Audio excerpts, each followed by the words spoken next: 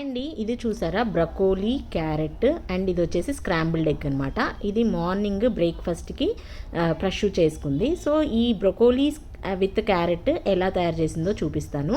So ఇది వచ్చేసి కడాయి పెట్టేసి కొద్దిగా 1 స్పూన్ గీ యాడ్ చేసి అందులో వెల్లుల్లి యాడ్ చేసిన తర్వాత బ్రొకోలీ అండ్ క్యారెట్ కలిపేసి ఇలా మనకు బాగా ఫ్రెష్ బ్రొకోలీ అండ్ క్యారెట్ని చక్కగా పీసెస్ కట్ చేసుకొని వాటిని ఈ నెయ్యిలో యాడ్ చేసి కాస్త సాల్ట్ యాడ్ చేసి అండ్ ఇది ఒక్కసారి అలా కలిపేసుకొని మనం మూత పెట్టుకొని మగ్గించుకోవడమే అన్నమాట.